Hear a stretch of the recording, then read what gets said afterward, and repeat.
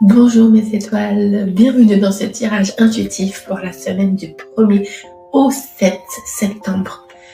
Une éclipse plutôt lunaire qui s'annonce vers le 7 septembre, il me semble, si je me trompe pas, qui va être vraiment révélatrice. Donc on va voir ce que les cartes nous annoncent, ce que les guides nous disent. Et puis, ce tirage sera ce que je perçois spontanément, mais si vous avez des questions, surtout n'hésitez pas.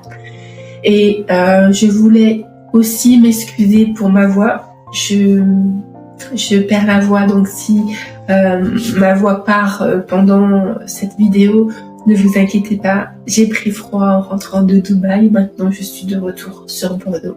Et la température est vraiment plus basse. Donc, ne m'en veuillez pas. Je vous souhaite un excellent tirage et nous commençons dès maintenant. Alors, qu'est-ce que nous annoncent nos guides pour la semaine du 1er au 7 septembre 2025? Oups. Le couple se retourne. Le couple s'est retourné. Allez, voyons voir.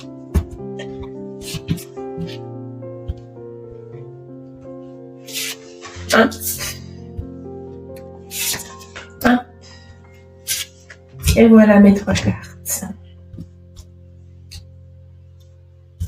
Donc ici nous avons le karma, la trahison, la méditation. Alors, qu'est-ce que ça nous annonce? Le karma. Donc, ce qui me vient. Des prises de conscience. Je pense que pour le début de semaine, lundi, mardi, il y aura beaucoup de prises de conscience. Une invitation à boucler des schémas anciens. Voilà pourquoi karma. Ok. Une invitation à boucler des schémas anciens qui vous perturbent ou qui vous ont bloqué à un certain moment donné, ou des choses qui vous ont perturbé.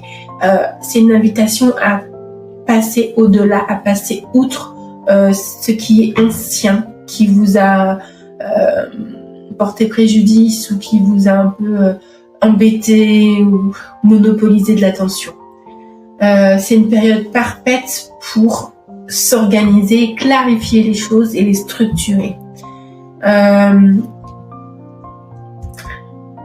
Là, je pense que c'est pas la trahison comme on peut l'apercevoir. Je vous montre la carte. La trahison, pas comme on peut l'apercevoir en temps normal. Je pense que c'est plutôt une dispersion, une trahison par rapport à vous-même. Il y a un côté où l'intensité, l'entrain va être là, une motivation qui va s'accroître, mais en même temps une dispersion qui va porter préjudice sur l'intensité de votre motivation, mais aussi un surmenage. Donc il y a un équilibre qui va monter, qui va être up et qui va vous motiver, vous donner de l'intensité, vous donner de l'entrain, voire même un sentiment de joie extrême.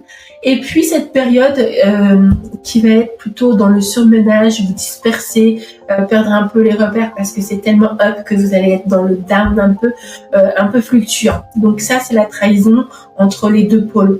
Je pense que c'est plutôt dans ce sens-là. En tout cas, moi, je le perçois comme ça.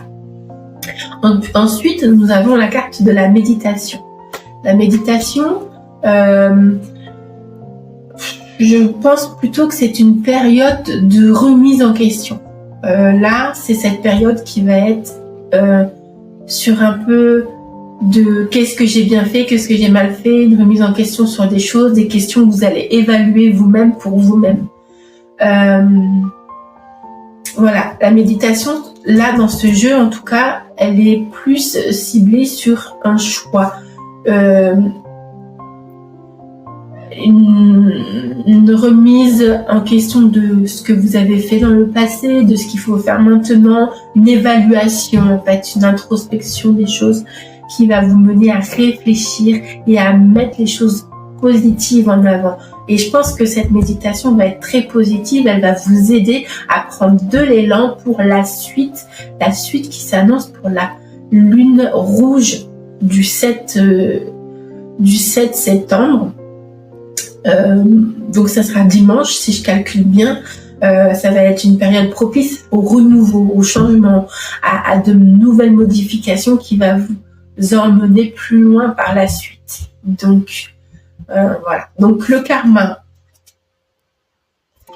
la trahison de vous-même, qui va être la dualité entre la motivation, l'intensité des choses positives, la dispersion et le surmenage.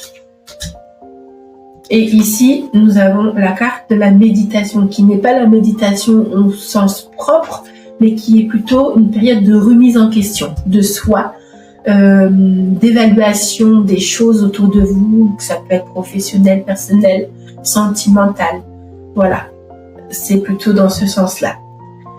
En tout cas, le global de ça annonce plutôt une puissance autant au niveau symbolique que émotionnel.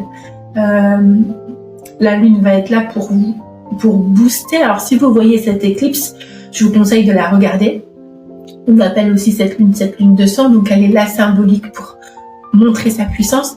Mais émotionnellement, nous sommes aussi réceptifs, nous sommes des ondes, je vous rappelle.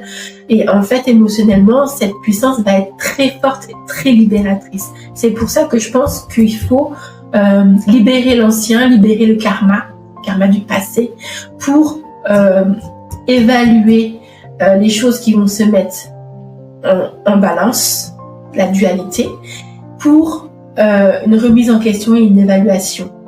Et du coup, cette fin de semaine s'annonce très libératrice, très positive, si vous savez faire les choses convenablement, période par période. Donc là, on a le début de la semaine, le milieu de la semaine et la fin de semaine. Et cette éclipse va être vraiment un boost pour la semaine d'après.